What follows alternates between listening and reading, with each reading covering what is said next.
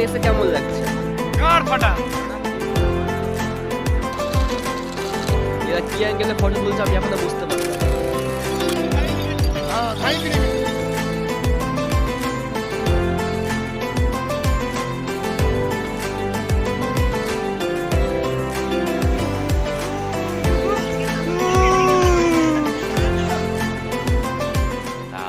Years later.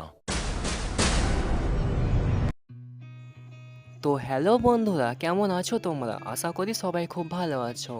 তো অনেক দিনের আমার ইচ্ছা দীঘা যাবার, বাট জীবনে কোনোদিন দীঘা যাইনি। তো হঠাৎ 4 বন্ধু মিলে প্ল্যান করলাম যে চলো একদিন তাহলে দীঘা থেকে ঘুরে আসা যাক। তো প্রায় 2 সপ্তাহ প্ল্যানিং করার পর হঠাৎ সেই দীঘা যাবার দিনটা ঠিক হলো, আর আমরা 4 জন মিলে বেরিয়ে পড়লাম দীঘার উদ্দেশ্যে। তো দীঘা যাওয়ার জন্য প্রথমে আমরা গেলাম হাওড়া থেকে সোজা ট্রেনে করে একদম দীঘা। তো সেদিন আমাদের দীঘা পৌঁছাতে প্রায় সন্ধে হয়ে গিয়েছিল। তো ওখানে পৌঁছানোর পর একটা হোটেল বুক করলাম। হোটেল বুক করার পর সেখানে সেই রাতটা কোনো রকম কাটিয়ে তারপর দিন সকালবেলা বের হলাম দীঘার বিচের উদ্দেশ্যে। আর তারপর কি হলো এবার দেখতে থাকো। এই হচ্ছে দীঘা বিচ, যেটা উদয়পুরে অবস্থিত। এই আমাদের জসিম, এটা তরুণ, আর এই হচ্ছে বাদশা। এই জায়গাটা হচ্ছে উদয়পুর বিচের মধ্যে পড়ে, দেখতে পাচ্ছ এটা পুরোটা হচ্ছে উদয়পুর বিচ। আর এইখান থেকে যে সোজা ওইদিকে চলে যাচ্ছে ওটা হচ্ছে ওল্ড দীঘা। আজকে মেঘলা, এই জন্য আজকে সূর্যোদয় হয়নি, তো আমরা দেখতেও পাইনি। আমাদের আশাটা আর কি বেকার হয়ে গেল বলতে পারো। ঠিক আছে, আর এটা ছোট্ট পাতা ঘুমাতে যাচ্ছে ফুলে সাজানো। এখানে 3 জন সেলফি মারাচ্ছে কি সুন্দর ভাবে।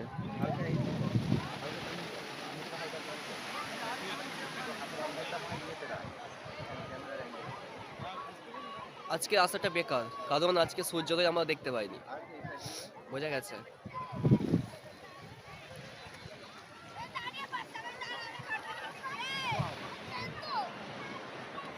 আপনাকে এখানে এসে কেমন লাগছে? গাড় ফাটা।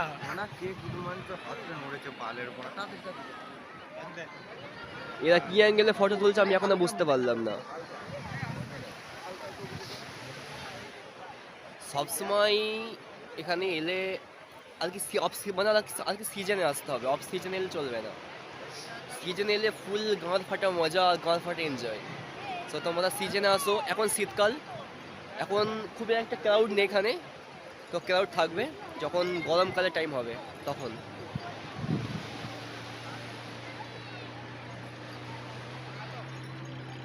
এই একটা ঘোড়া আসছে, একটা ভাই ঘোড়াটাকে নিয়ে আসছে দেখতে পাচ্ছ। বলুন, কিছু বলবেন? ঠিক ছিল। এই যে আমরা একটা ফটো তুললাম একখানা। আচ্ছা, ক্লোজ। ওই আগে কি হচ্ছে চলো দেখে আসি, আগে যাওয়া যাক।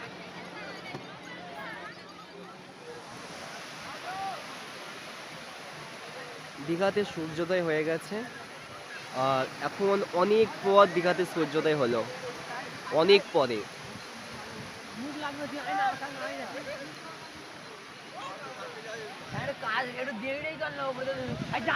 ভাইটার জামাটা দেখেছো, হেবি সুন্দর।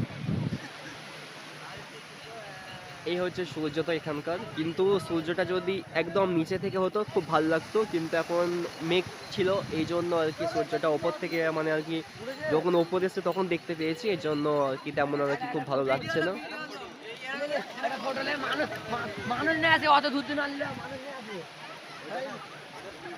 এদিকে আয়। কাকুকে দেখছো লুঙ্গি পরে চলে এসছে কাকু।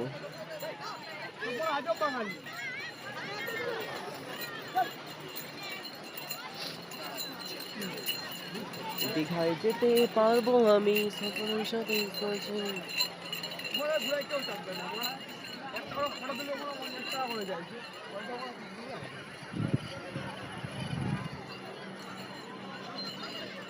এদিকে যত যাবে তত এদিকে আর কি এরকম বিচি আছে, আর কিচ্ছু নেই।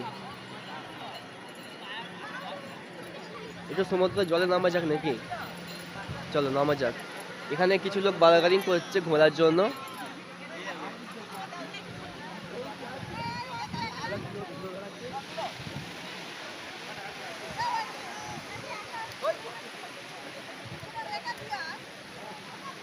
এই হচ্ছে সমুদ্র বিচ।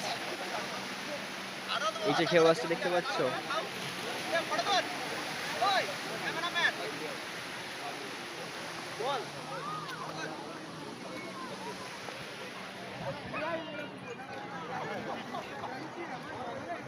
পরে আইসে আমার মন কেমন করে,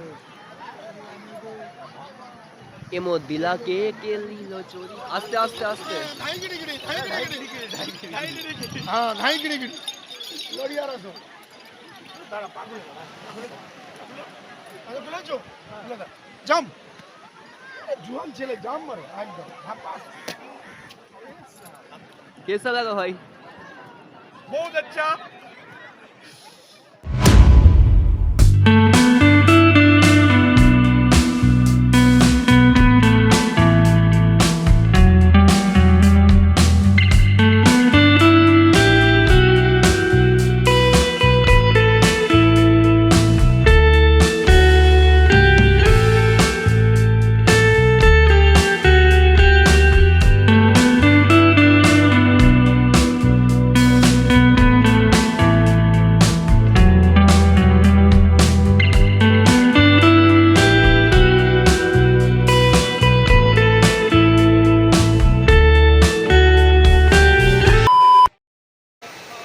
গুড মর্নিং গার্লস।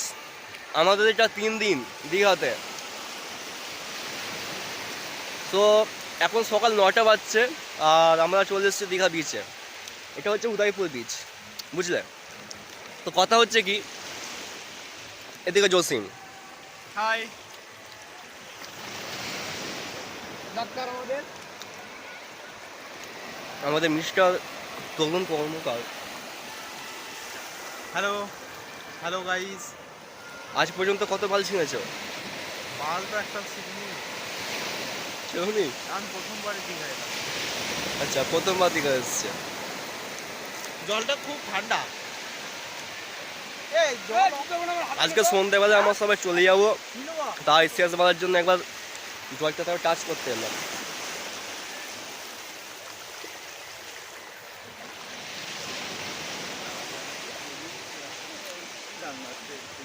মাংমনির ছেলে ফোন করছে।